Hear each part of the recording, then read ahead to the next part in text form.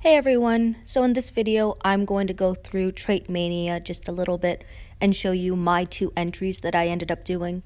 I know it's domination mode, but I started this video late so I didn't get to show you all 5 fights. Before we get into it, please don't forget to like and subscribe to my channel for more content and information.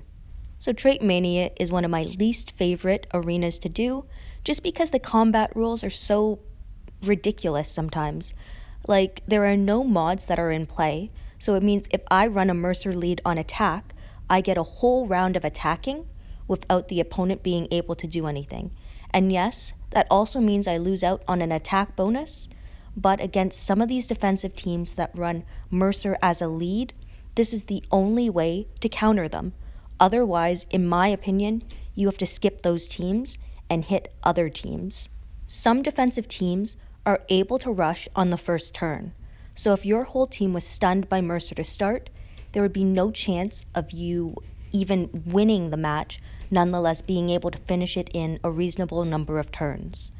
Trait Mania becomes all about who has the best tunes with the best leadership skills, and at the moment, that tune is Mercer. With no mods in place, we start off when we attack a Mercer lead with both teams stunned for the first turn. So there's no turn 1 winning here, but there's also no turn 1 losing. I'm leveraging the attack team that I used in War over the weekend because I really do like using my S-Class Gao. His 60% AP gain allows me to rush faster, and in most cases, I'm able to rush on the second turn. This second turn rush is extremely important to me because it allows me to gain control over the enemy. My team is anchored off with Cole so that he can taunt the enemy both on his rush and active skill. This also cuts the attacking power of the other team, which helps me a lot because some tunes, like Priya, when they hit even with a basic attack, it does an enormous amount of damage. Glenn is my commander and my go-to because, again, with no mods in play, his stun on attack weapon is even more effective. In my opinion, some of the best defensive teams to run are ones with a Mercer lead and then with a windowless defense team, meaning they have stun when being attacked, impair when being attacked, absolute defense, AP drain, and anything that could cause problems to the attacking team. Just because with no mods in place, it means the offense and defense can't resist anything. So this is why I also have Cole in here, because he's able to disarm the enemy when he's being attacked. This ability gives him a huge bonus when compared to other controlling tunes.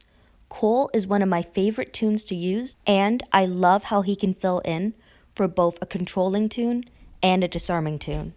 Of course, I have Priya as my main attacker, and she applies the most damage to the enemy.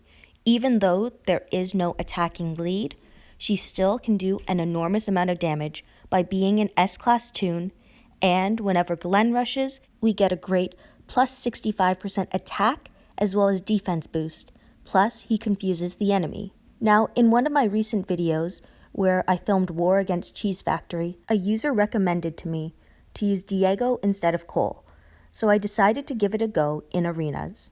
Now, this might not be the most advisable move because, as I mentioned before, Cole has that great disarming ability, meanwhile Diego does not. It does bring an additional stun weapon onto my attack team.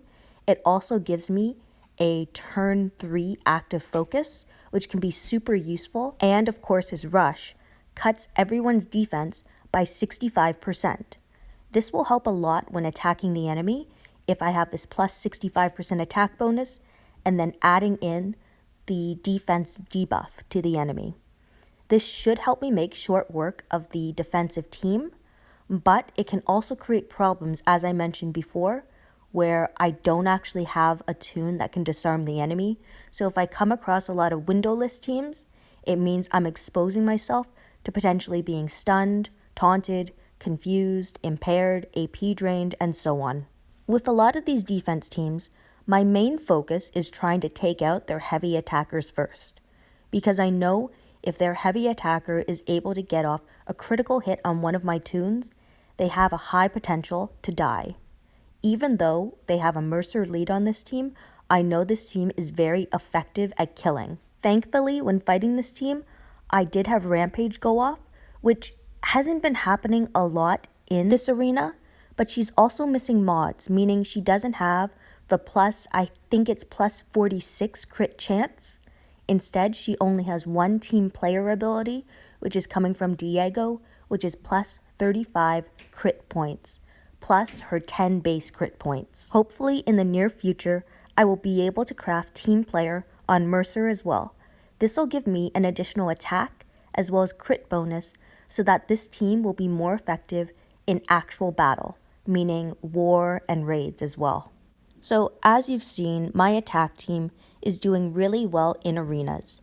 It's not having really any fast attacks and fast finishes, but I am being efficient.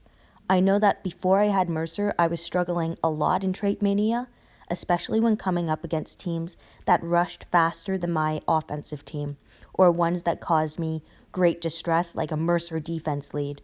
Against those Mercer defense leads, I'm not sure what other players are supposed to do because there's no counter to it. With no mods in place, it just opens players up to a lot of RNG and impossible scenarios, in my opinion. Something else about Trait Mania that kind of bothers me is that the trait advantages never switch. It's always the same ones, and I think it would be a nice mix to sometimes see them rotate a bit so that you don't always expect the same thing over and over again, because then it just becomes repetitive. And I would like to see changes occur because then it forces the player, me as the attacker, and everyone else as the defender, to create more unique teams based on these trait advantages or disadvantages. Let me know in the comment section below what you think of Trait Mania, and if you have any suggestions on things that they could change, how would you go about changing them, and why would you change them? Also, if you have any interesting attack teams, I would love to hear what you've been using in Trait Mania. I always find it interesting to hear what others are running because it gives me an idea on kind of where the meta is and where players are in their attacking skills. Also, feel free to weigh in on what you think about my attacking skills and the team that I'm using, as well as any changes that you would make. I'm always open to suggestions, and to be honest, it's how I learn the most and become a better player. An idea that I did have that might work as well would be running Alice instead of Diego, because that plus 75% attack bonus plus the focus could be very valuable to my attacking tunes. On the other side of a coin there, Glenn already gives a plus 65 attack and defense bonus. And now to give you guys kind of an idea of what I'm running on defense in Trait Mania, of course I'm going with a Mercer lead, because the only way to counter him is by running another Mercer lead. Right now I have both Coles in place, and the reasoning behind that is because they can taunt on the first turn, so if the opponent attacks me and doesn't have a Mercer lead, then they're stunned to start. When it comes to my turn, Angel will apply exhaust to the other team, meaning they can't do unnatural AP gain because there's no exhaust or main resist mods in play, meaning Arovs will suffer. It also means that my Coles can go off with their active skills.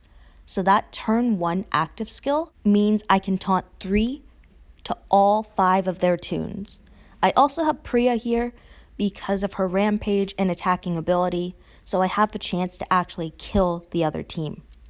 Now, I might want to make an adjustment now because I don't need 2 Coles. If I'm able to cut the opponent's attack and taunt them with 1 Cole, it means I have another opportunity to potentially kill the opponent's team. So I'm actually going to move Gao into my defense team because he's an S-class tune who can hold a stun weapon. He has an active skill that works on turn 2. He can apply 650 burn damage to a line of enemies, as well as give 60% AP to 2 of my tunes. This is incredibly useful to me because my turn 2 is closer to turn 1 if the opponent is using Mercer. If they're not using Mercer, I get my first attack against them, and then Gao will use his active skill on turn 2, meaning 2 of my tunes could potentially rush on that same turn and kill the enemy. Now, the downside to this is if there's a payback tune, but I've mentioned that in another video, and the chances of someone running a payback tune in Trait Mania, I think, is a little lower just because of the amount of RNG and how easily they could die because there's no mods. Thank you everyone for watching and listening to my video.